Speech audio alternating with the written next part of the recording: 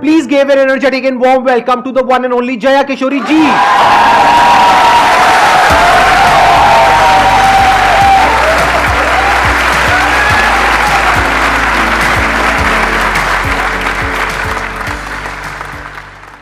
इनकी स्माइल में इतनी पॉजिटिविटी है, आई थिंक इनको कुछ बोलने की जरूरत ही नहीं है। अगर ये पूरे सेशन में यहाँ पर सिर्फ बैठ करके स्माइल करती रहे तो आई थिंक ये सेशन बहुत अच्छा हो जाएगा। इनका एक मोटिवेशनल चैनल भी है। इनफैक्ट आपकी कुछ वीडियोस देख करके मैं खुद मोटिवेट हुआ हूँ, and I am not kidding.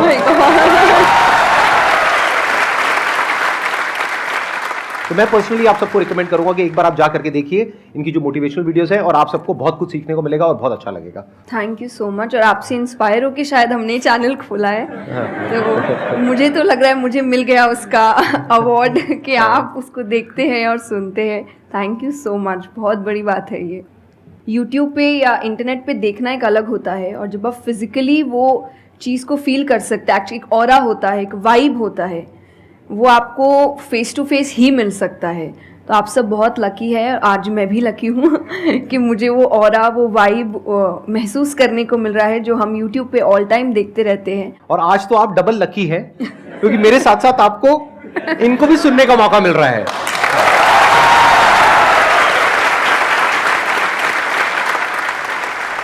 आपके मन में जो भी क्वेश्चंस है, जैसे भी क्वेश्चंस है, आप इनसे पूछ सकते हैं। First of all, thank you very much for giving me this opportunity. I want to ask you कि like आपने ये क्यों चूज किया कि you want to go into spirituality, कि मुझे इस चीज़ में ही जाना है? टू बी वेरी ऑनेस्ट, मैंने चूज़ नहीं किया था, इस स्थान ने मुझे चूज़ किया था, क्योंकि मैंने शुरुआत 6 साल की उम्र से की थी।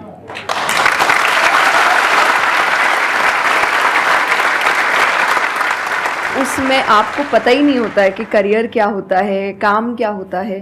तो मैंने कुछ भी सोचा नहीं था, मेरे सामने चीज़ें आती गई, मुझे अच्छी लगती गई और मैं करती गई। और इसीलिए मैं हमेशा कहती हूँ अपने अंदर के बच्चे को ज़िंदा रखिए, क्योंकि वो कभी भी ये नहीं देखता इससे मेरा फ़ायदा होगा, या उसको अच्छी लगती है चीज़ और वो करता है।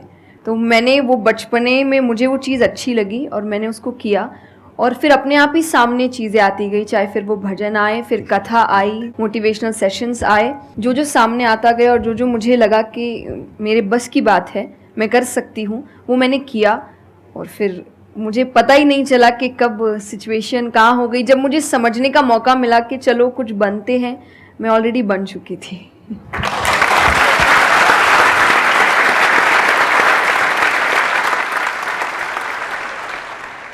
मेरा क्वेश्चन कंसंट्रेशन पावर को लेके है, या दूसरी तरह से बोल सकते हैं अवेयरनेस को लेके।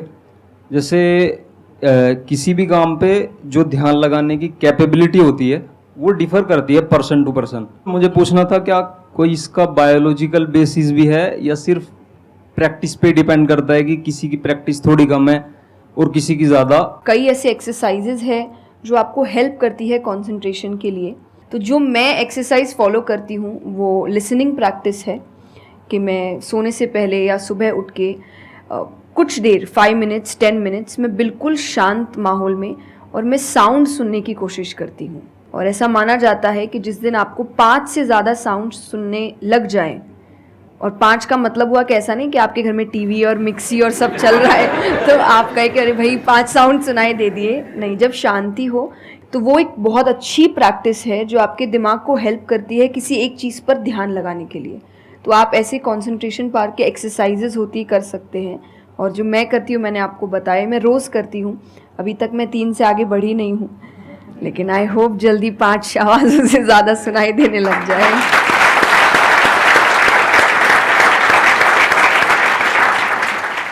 बचपन से जो आपने किया अभी तक वो तो मैटर करता ही है। फॉर एग्जाम्पल, अगर आप बचपन से ही सिर्फ कंप्यूटर पर ही अपना टाइम पास कर रहे हो या मोबाइल पे, जो आजकल बड़ा कॉमन हो गया है, तो आपकी जो कंसंट्रेशन पावर है वो पैसिव वे में तो अच्छी होगी। यानी कि अगर कोई कंटेंट है उसको आप कंज्यूम कर रहे हो तब तो आपका माइंड वहां पर लग जाएगा, लेकिन जब खुद ध्यान लगाने की बारी आएगी तो आप नहीं लगा पाओगे। एक्टिव कंसंट्रेशन आप नहीं कर पाओगे। और वही आपका क्वेश्चन है कि जो अपनी एक्टिव कंसंट्रेशन पावर है उसको कैसे बढ़ाया जाए, यानी कि आप जब चाहे, जहां चाहे, जितनी देर के लिए चाहे उतनी देर के लिए अपना ध्यान लगा सके, और जब चाहे वहां से ध्यान हटा सके। इसी को कहेंगे ना कि एक्चुअल में आपका जो ध्यान है वो आपके कंट्रोल में है। नहीं तो इतना कुछ है इस दुनिया में, वो तो सब खींचने के लिए तैयार बैठे हैं आपके ध्यान को, आपकी अटेंशन को। अगर फाइनेंशियली बात करी जाए तो आज की डेट में सबसे ज्यादा जो वैल्यू है वो आपकी अटेंशन की है। जितनी भी कंपनीज हैं उनके लिए सबसे इंपॉर्टेंट है आपकी अटेंशन। अगर आपकी अटेंशन आपके हाथ से निकल जाती है और उनके हाथ में चली जाती है तो वो हो जाएगा जो वो चाहते हैं, यानी उनको प्रॉफिट हो जाएगा, आपको नुकसान होता है हो जाए। तो अब सवाल उठता है उसको कैसे बढ़ाया जाए। चेस बहुत अच्छा तरीका है उसको बढ़ाने का। स्पोर्ट्स से आपकी कंसंट्रेशन पावर बढ़ती है। जैसे मुझे बैडमिंटन बहुत पसंद है, तो बैडमिंटन में सारा ध्यान कहां पर होता है? शटल के ऊपर, और कोई थॉट माइंड में आ ही नहीं सकता, क्योंकि अगर वो आया तो शटल से आपका ध्यान हट गया और आप हार जाओगे। तो sports is another way of doing it. उसके अलावा जैसे इन्होंने बताया लिसनिंग, अगेन वेरी पावरफुल। बहुत तरह की साउंड्स हैं, बहुत तरह की वाइब्रेशंस हैं इस यूनिवर्स में, बट हमारा ध्यान नहीं है उसकी तरफ। कुछ ग्रॉस है, कुछ सटल है। तो जैसे जैसे हम सटल जाते हैं तो ऐसी बहुत सारी वाइब्रेशंस हमारी पकड़ में आती है जो नॉर्मली लोगों की पकड़ में नहीं आ पाती है। क्यों? क्योंकि उनका ध्यान दो जगह पे होता है, या तो इस दुनिया में जो कुछ हो रहा है वहां पे होता है, या फिर अंदर जो थॉट चल रहे होते हैं वहां पे होता है। इसके अलावा और कहीं नहीं होता है। तो उन वाइब्रेशंस को सुनने के लिए हमको कानों की भी जरूरत नहीं है। इवन विदाउट योर ईयर्स, अपने कान बंद करके भी आप सुन सकते हो उन साउंड्स को। तो शुरुआत वहां से करो, धीरे धीरे आप देखोगे आपका जो ध्यान है वो आपकी पकड़ में आने लग जाएगा।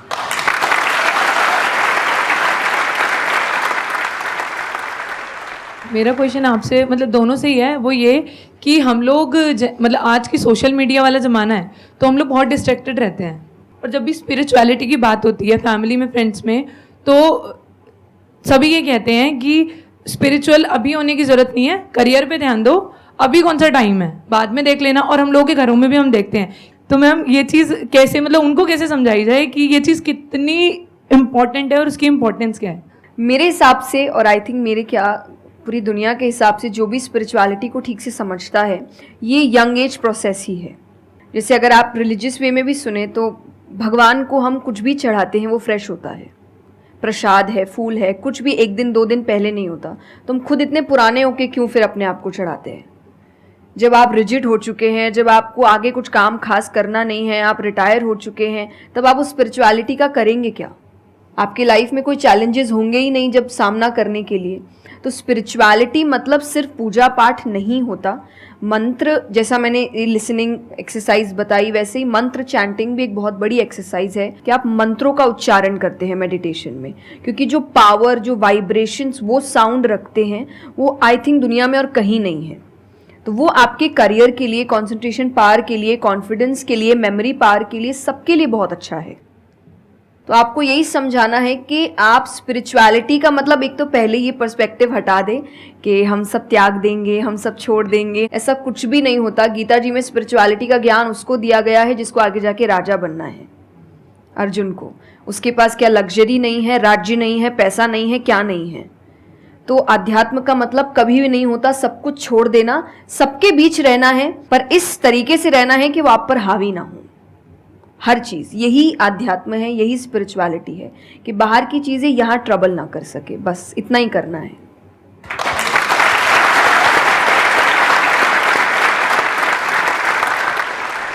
अर्जुन कह रहा है कि क्या मैं सब कुछ छोड़ छाड़ के चला जाऊं? और भगवान कृष्ण उसको क्या बोल रहे हैं कि अभी जो तुम्हें करना है उस पर ध्यान दो। सब कुछ छोड़ना सॉल्यूशन नहीं है। खुद को पहचानो कि तुम क्या हो। जो प्रॉब्लम की पूरी जड़ थी वहां पर वो ये थी कि अर्जुन भूल गया था कुछ देर के लिए कि वो एक्चुअल में कौन है, जैसे हम भूल जाते हैं। तो भगवान उसको याद दिलाने का काम कर रहे हैं कि तुम एक योद्धा हो, तुम्हारा काम है लड़ना धर्म के लिए। तो भगवान उसको वो ज्ञान दे रहे हैं। ऐसे ही अगर आप एक स्टूडेंट हो तो आपका काम क्या है? पढ़ाई करना। अब आपको देखना है कि उसमें ये जो बातें हैं, इनकी बातें, मेरी बातें, या कहीं भी हमारे जो स्क्रिप्चर्स में बातें हैं, वो किस तरह से आपको काम आ सकती है वो करने में, जो अभी आपकी लाइफ की इस स्टेज में, इस पॉइंट पर आपके लिए करना सबसे इंपॉर्टेंट है। तो स्पिरिचुअलिटी दो तरीके की हो गई। एक वो जो आपको भटका रही है, यानी कि वो लोग जो खुद अच्छे से नहीं समझ पाए स्क्रिप्चर्स को, वो आपको क्या कहेंगे कि सब कुछ छोड़ दो। और दूसरे वो जो एक्चुअल में समझ गए हैं कि क्या बात करी जा रही है, तो वो आपको क्या कहेंगे कि जो भी कर रहे हो उसको करो, अच्छे से करो, पूरे ध्यान से करो, पूरी ईमानदारी से करो, उसमें कोई कमी मत छोड़ो, क्योंकि यही आपको हेल्प करेगी लाइफ में आगे कुछ भी करने के लिए। अगर आज आप अपने काम को ढंग से नहीं कर पा रहे, तो कल अगर स्पिरिचुअलिटी में आपको कोई इंक्वायरी करनी है, स्क्रिप्चर्स को समझना है, क्या वो आप ईमानदारी से कर पाओगे? आप अगर अपना काम ठीक से कर रहे हैं, आपके इंटेंशंस अच्छे हैं, आप ऑनेस्ट हैं, आप पेशेंस रख रहे हैं, आप स्पिरिचुअल है। तो इसीलिए आपको बस अपना काम जो उन्होंने सही कहा एकदम ठीक से ईमानदारी से करना है, क्योंकि अगर यहाँ ईमानदार नहीं, क्योंकि जो आपका काम है तो फिर कहीं और तो ईमानदारी की फिर बात ही क्या कर सकते हैं हम। मैम मेरा आप दोनों से ही है मेरा क्वेश्चन कि रियल फ्रेंडशिप का एसेंस आज खोते जा रहा है। हम सैटरडे संडे को पार्टी तो कर रहे हैं फ्रेंड्स के साथ, लेकिन जब रियल फ्रेंडशिप का टेस्ट होता है तो most of the friends fail हो जाते हैं, और हम भी फेल हो जाते हैं उसमें अपने दोस्तों। हम ये तो भूल जाते हैं कि वो हमारे दोस्त नहीं है अच्छे, तो हम भी तो नहीं हैं। तो ये चीज़ हम रियल फ्रेंडशिप को आज कैसे वापस उसके एसेंस को रीजनरेट करें और खुद भी दूसरों के अच्छे दोस्त बने? दोस्ती बहुत बहुत ज़रूरी होती है, और इस पे भी मेरा एक छोटा सा वीडियो है कि आप फ्रेंड्स को आइडेंटिफाई कैसे करें, या वही जो क्वालिटीज़ है वो खुद में भी कैसे लाएं। तो सबसे पहली क्वालिटी यही है कि हम जो सिर्फ सैटरडे संडे जिन दोस्तों से पार्टी करने के लिए मिल रहे हैं, वो आपके दोस्त नहीं होते हैं। वो आप बस एंटरटेनमेंट के लिए, आपको मस्ती करना है, मज़ा करना है तो आप मिल रहे हो, लेकिन एक्चुअल जो आपके दोस्त होते हैं ना, वो आपको भी सिखाते हैं, आप उनको भी सिखाते हैं, वो आपके साथ ग्रो करते हैं।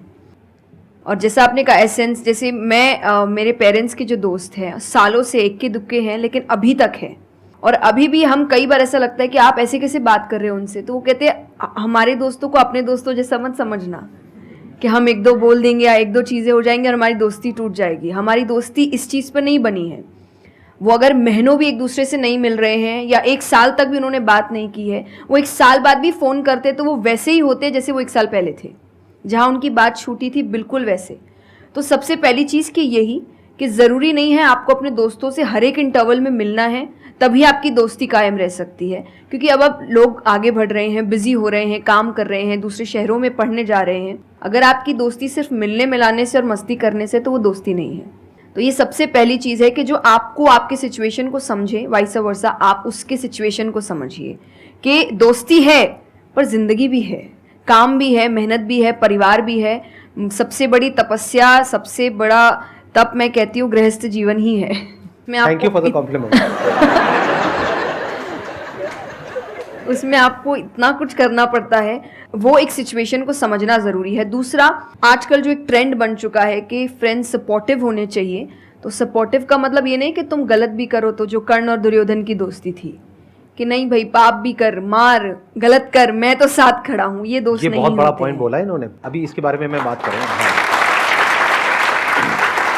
तो ये दोस्त नहीं होते हैं। दोस्त आपको आपके पास खड़े रहेंगे सपोर्ट में, लेकिन ये हर वक्त बताएंगे कि तुम गलत हो, तुम गलत कर रहे हो, इसकी सज़ा मिलेगी। तो ये सच्चे दोस्त होते हैं। तो आप या तो कहते हैं ना कि कृष्ण जैसे दोस्त बनो, खुद ही बनो। बात यहीं आती, कृष्ण जैसे ढूंढने से पहले कृष्ण जैसे दोस्त बनो, कि जो हर वक्त बताने। कृष्ण कभी अलग नहीं हुए अर्जुन से। जब वो कहने लगा कि मैं नहीं लड़ सकता, ये नहीं, उन्होंने उस वक्त बहुत डांटा कि क्षत्रिय है, ये तरीका है बात करने का, ऐसे बोलते हैं, तो इतना बड़ा महाबाहु है, बड़े बड़े नाम बताए, याद दिलाया कि तुम कितने अच्छे हो। तो सबसे बड़ा दोस्त का आई थिंक क्वालिटी यही है, जो सपोर्टिव है लेकिन गलत चीज़ों में नहीं है, वो हर वक्त सही के लिए आपके पास खड़े हैं। और तीसरा जो मैं सबसे अच्छा कहती हूँ कि आपकी और उनकी मेंटालिटी मैच होनी चाहिए। आपको ये समझना है कि अगर मेंटालिटी एक नहीं होगी तो भले ही आप अपने पेरेंट्स को कितना ही कह ले कि हम कुछ नहीं करेंगे, अरे हम तो सिर्फ घूम रहे हैं, अरे हम वैसा कुछ नहीं करेंगे, करोगे, एक ना एक दिन ज़रूर करोगे, क्योंकि ये ह्यूमन नेचर है। आप जिसके साथ ज़्यादा समय बिताते हो, धीरे धीरे उसकी क्वालिटीज़ कुछ आपके अंदर आती है। तो ज़रूरी है कि वो बिहेवियर, वो पैटर्न, वो मेंटालिटी, वो माइंडसेट मैच होनी चाहिए दोनों की, तभी आप एक साथ ग्रो कर सकते हैं। वरना वही सैटरडे संडे मिलना और ज़िंदगी खराब करना, यही हो पाएगा बस। Excellent point. ये समझना इतना इंपॉर्टेंट नहीं है कि दोस्ती क्या है, ये समझना ज़्यादा इंपॉर्टेंट है कि दोस्ती क्या नहीं है। अगर आपका जो दोस्त है वो कुछ गलत कर रहा है तो उसका साथ देना दोस्ती नहीं है, क्योंकि अगर आप गलत में भी उसका साथ दोगे तो वो और पावरफुल हो जाएगा, वो और बड़ा गलत काम करेगा। मानो आपका दोस्त पी करके गाड़ी चला रहा है, तो दोस्ती ये नहीं है कि उसको बोलना कि हाँ चल कर कर कर कर कोई नहीं, और बड़ा और बड़ा और बड़ा नहीं। उस वक्त क्या बोलना, गाड़ी रोक, मैं उतर रहा हूं। अब उसके बाद आपका क्या होगा वो बाद में देखेंगे, वो डिपेंड करता है कि आपको कहाँ उतारा उसने। जो इन्होंने एग्जाम्पल दिया दुर्योधन वाला, बहुत इंपॉर्टेंट है वो समझना। ऐसे लोगों से दूर रहो, ये दोस्ती है। दोस्ती को तोड़ देना दोस्ती होता है बहुत बार। कई बार लाइफ में ऐसा पॉइंट आ जाता है जो एक धर्म संकट के जैसा होता है, जहां पर जाकर के आपको साफ नजर आ रहा होता है कि ये जो इंसान है ये सिर्फ अपना ही नहीं मेरा भी सर्वनाश कर देगा। ऐसे लोगों को छोड़ देना दोस्ती है। फिर अगर उसके अंदर इंसानियत वापस से जागती है तो वापस से वो अगर आपके पास में आता है तो ठीक है, नहीं आता है तो कोई बात नहीं, छोड़ दो ऐसे दोस्त को। तो बड़े ध्यान से चुनना अपने जो दोस्त हैं। जो इन्होंने कहा संगति बहुत इंपॉर्टेंट है लाइफ में, इसीलिए पहले के जमाने में सत्संग की इतनी वैल्यू होती थी। हर घर में एक सत्संग हॉल होता था एक जमाने में। आज जैसे हम सत्संग का नाम सुनते हैं हमारे माइंड में कुछ और ही आने लग जाता है। सत्संग मतलब सत्य के संग। सत्य मतलब वही जो इन्होंने कहा कि जब कोई सही रास्ते पे चल रहा है तो उसका साथ देना, और कोई झूठ के रास्ते पे चल रहा है, कोई गलत काम कर रहा है तो उसका साथ छोड़ देना। तो सत्य के साथ रहना। वो लोग जो सत्य बोलते हैं, वो लोग जो सत्य की राह पे चल रहे हैं, वो लोग जो धर्म की राह पे चल रहे हैं। ये वर्ड सुनने में आपको थोड़े से पुराने लगेंगे, लेकिन अगर इसकी डेप्थ को आप समझोगे तो अंदर से आप समझ पाओगे कि मैं क्या बोल रहा हूं, किस लेवल से बोल रहा हूं। Hello sir, hello ma'am. Ma'am मतलब कई बार हम सुनते भी हैं, बहुत जगह देखते हैं, और कई बार बहुत बार हम पढ़ते भी हैं। मैम मुझे ये पूछना है कि मैम भक्ति क्या है, मतलब भक्ति क्या होती है? आज ये ज़माना अलग हो गया है कि भगवान से भी लेन देन का मामला चल रहा है कि आप मेरा ये काम कर दो तो ये हो जाएगा, और काम एक भी नहीं हुआ तो भगवान बदल ले कि भाई कहीं और माथा टेकते हैं, यहाँ तो काम हो नहीं रहा। तो ये भक्ति नहीं होती। तो एक तो जो परसेप्शन भक्ति का बन गया है कि भजन कीर्तन पूजा पाठ कर लिया और भक्ति हो गई। भक्ति का असल मीनिंग है सरेंडर, समर्पण। और समर्पण व्यक्ति कब करता है? जब पहला चीज़ विश्वास होता है कि वो जो भी करता है वो सही करता है। मुझसे कई बार लोग पूछते हैं कि आप बहुत ज़्यादा डिप्रेशन में नहीं जाते, या कोई आपने सब कुछ देखा है, चाहे स्ट्रगल है, इंसल्ट है, रिजेक्शन है, हर फील्ड में हर चीज़ होती है। अगर आप आगे बढ़ रहे हैं, कोई पोजीशन पे जाने की कोशिश करें तो आपको इनका सामना करना पड़ेगा। ये ज़िंदगी के साथ आता है तो आपको सामना, लेकिन मुझे कभी दिक्कत नहीं दी ये चीज़ें। क्यों? क्योंकि जो मैंने कहा समर्पण, मुझे पता है कि एक ऐसी शक्ति ऊपर बैठी है जो मेरा बुरा नहीं चाहती। तो कई बार बुरी चीज़ें भी मेरी ज़िंदगी में हो रही है, मुझे पता है वो मेरे अच्छे के लिए है क्योंकि वो कर रहा है। तो ये समर्पण, ये भक्ति है। तो ये आपको हारने नहीं देती। क्यों हारेंगे आप? क्योंकि आपको पता है ना कि वो हारने देगा नहीं।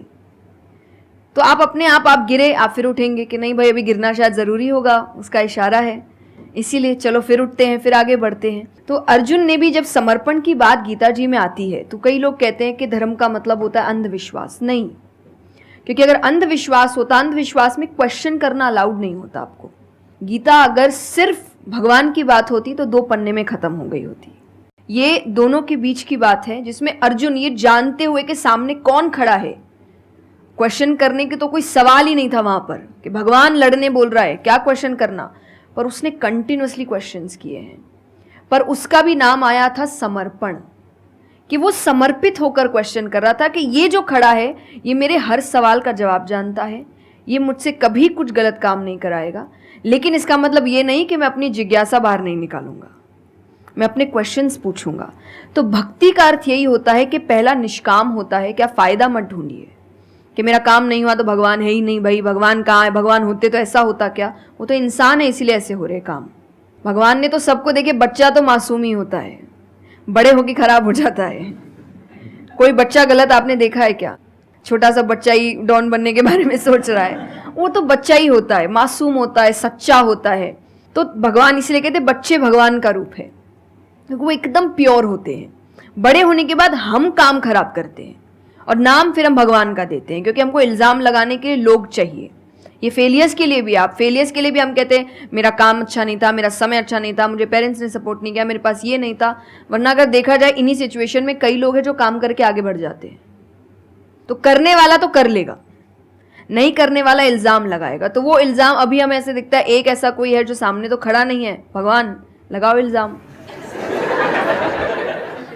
एक फ़ोटो है ना इंटरनेट पे कि भगवान खड़े, छोटी बच्ची खड़ी है, छोटी बच्ची के हाथ में एक टेडी बेयर है, तो भगवान वो मांग रहे हैं और वो बच्ची बोली मुझे बहुत अच्छा लगता है, मुझे नहीं देना। उसको नहीं पता कि भगवान के पास पीछे एक बड़ा सा टेडी बेयर रखा है और भगवान उसको कह रहे कि बस दे दो और मुझ पे विश्वास रखो कि वो दे दो छोटी चीज़ जो तुमसे, आपको वो बुरी लग रही है उस वक्त कि मेरे साथ गलत हो गया या मेरा छोटा काम नहीं हुआ, मैंने तो इतनी पूजा की थी, इतना काम किया था, शायद तुम उस काम के लिए नहीं बने हो, तुम और बड़े चीज़ के लिए बने हो।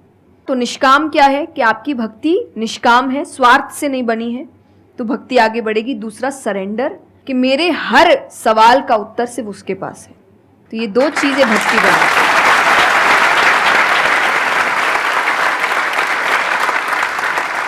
मेरा मन कर रहा है कि मैं बैठ करके बस आराम से आपको सुनता रहूं, मेरे को इतना अच्छा लग रहा है। आप प्लीज थोड़ा सा और बोलिए इसके बारे में, भक्ति के बारे में। मुझे सही में बहुत, कितने लोग चाहते हैं कि थोड़ा और बोले? हाँ, क्योंकि इनसे अच्छा कोई नहीं हो सकता इसके बारे में बोलने के लिए। मेरे को पता है आपके पास में और बहुत कुछ है बोलने के लिए, थोड़ा सा प्लीज और बोलिए। ये दो चीजें जो भक्ति में, तीसरा हम जब करते हैं सत्संग, जो उन्होंने कहा सत्संग का एक सत्य के संग, तो सत्य कौन है? जब हम शास्त्रों में देखते हैं सबसे पहला श्लोक जो श्रीमद् भागवत में आता है वो भगवान का स्वरूप बता रहा है, उसमें है सच्चिदानंद रूपाय। सच्चिदानंद का मतलब होता है तीन चीजें मिलकर बनती है, वो है सत, चित और आनंद। जो ये तीन चीजों को जीवन में समझ लेगा सही से, उसने भगवान को समझ लिया, क्योंकि भगवान का रूप ही सच्चिदानंद है। तो सबसे पहला है सच, जो कहा गया सच की राह पर चलो। जो हम ये एक्चुअली आपने एग्जैक्ट वर्ड उस वक्त बोले, मैं अपनी कथा में भी कहती हूँ कि आजकल हम इतनी छोटी छोटी बातों पे झूठ बोलते हैं कि हम किसी से मिलने जा रहे हैं और हम घर से भी नहीं निकले, अरे 5 मिनट, अरे सिग्नल पे खड़ा हूँ, अरे बस पहुँच गया, अरे क्या हो गया, वो 2 बातें तो सुनाएगा ना सिर्फ कि तुम समय लेकर नहीं आए, पर हम इतनी इतनी सी बातों में झूठ बोल रहे हैं। ये हमें लगता है कि कोई बड़ी बात नहीं, पर ये बहुत बड़ी बात है कि आप इतना भी सच का सामना नहीं कर सकते, और फिर हमें लगता है कि हम लाइफ की जो प्रॉब्लम्स है उसका सामना कर लेंगे, खुद के सच का तो सामना कर नहीं पा रहे हैं। जिंदगी का सच सामने आएगा तब तो बैंड ही बज जाएगी पूरी, क्योंकि वो कठिन है। जिंदगी आसान नहीं है, किसी के लिए नहीं, भगवान के लिए भी नहीं हुई। आप राम जी को उठाइए, कृष्ण जी को उठाइए, जब तक यहाँ रहे कोई सुखी नहीं रहा।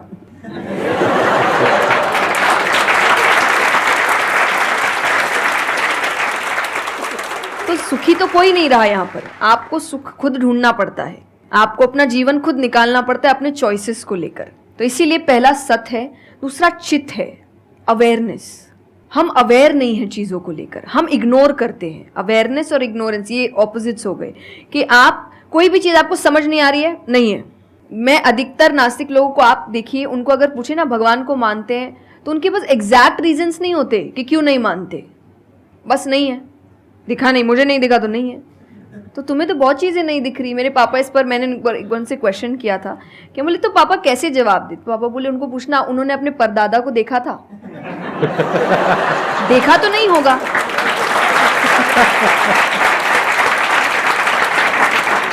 सुना है, दादा से सुना है, पापा से सुना है कि थे, मैंने तो नहीं देखा, तो मैं बोल दूं वो थे ही नहीं।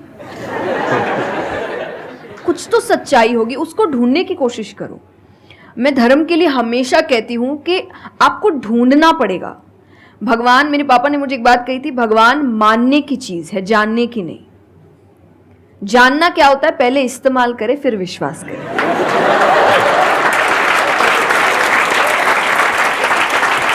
कि पहले देखेंगे है कि नहीं है, फिर बताएंगे, तो वो तो भगवान है, वो कहेंगे देख मैं भी घुमाता हूं। वो भगवान है भाई, उनको अगर आप बोलोगे कि मेरे सामने आ, मुझे दिखा तू है कि नहीं, तो बोलेंगे घूम, नहीं दिखाता, कभी नहीं हुई, नहीं जा। तो भगवान मानने की चीज है, मानो वो अपने आप जना देंगे वो कहाँ है। तो भगवान के लिए माना गया कि पहले आपको मानना पड़ता है, दैट इज सरेंडर, कि मैं मानता हूं, मैं इसीलिए पढ़ रहा हूं। अधिकतर लोग अभी पढ़ क्यों रहे हैं, जान क्यों रहे, गलत साबित करने के लिए। और दुनिया के लिए भी, आप किसी भी चीज को जानने की कोशिश करो तो सिर्फ एक खाली दिमाग से जानने की कोशिश करो, अपने दिमाग से नहीं कि मुझे गलत साबित करना इसीलिए पढ़ता हूं चलो। तो फिर आपका दिमाग सीधा उस गलत बात पे ही जाएगा कि देखो मैंने तो बोला ही था गलत है, और उसके आसपास कितनी अच्छी बातें लिखी होगी आप देखेंगे नहीं। पर आपको जो बस साबित करना है, आप उस लोग सुनते भी आजकल इसीलिए है। मैं कथा में एक बात कहती कि बस आजकल कथा ही बची है सुनने वाली चीज, वरना आप कहीं भी 2 लोगों को देखिए वो बोलेगा मैं बोलता हूँ, नहीं मैं बोलता हूँ, नहीं मैं बोलता हूँ। दुख देखिए किसी के, प्रॉब्लम्स को एक बोलता है अरे मेरी जिंदगी अच्छी नहीं चल रही, अरे मेरी उससे भी खराब है।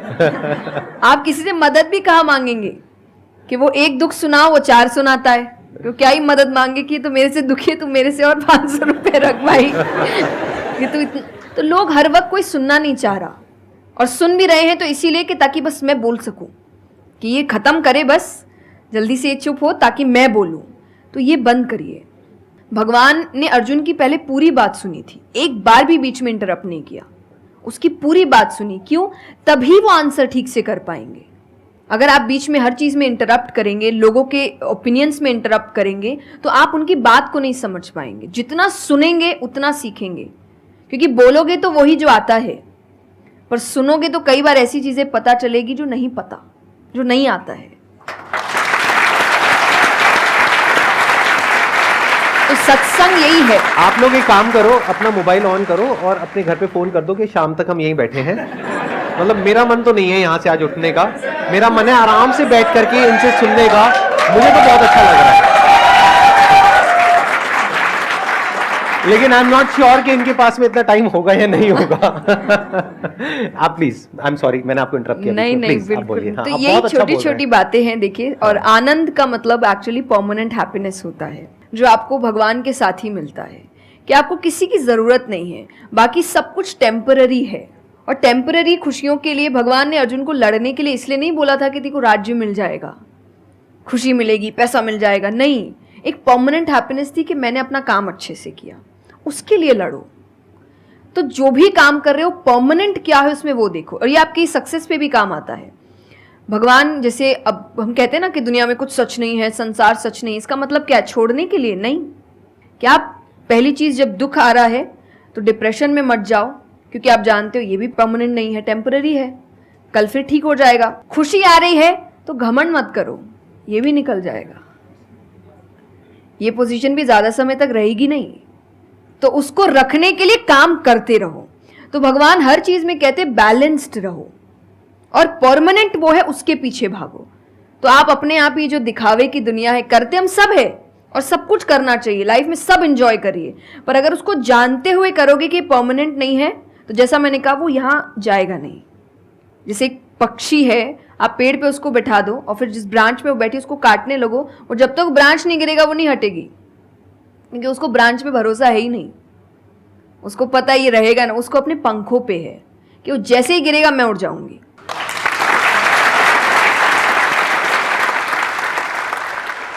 एक सॉन्ग अगर आप प्लीज, उस पे हम एंड कर सकते हैं सेशन को। हाँ। अगर आपको कोई प्रॉब्लम ना हो तो हाँ प्लीज। मेरा आपकी कृपा से सब काम हो रहा है, करते हो तुम कन्हैया, मेरा नाम हो रहा है। मेरा आपकी कृपा से सब काम हो रहा है। बहुत बढ़िया।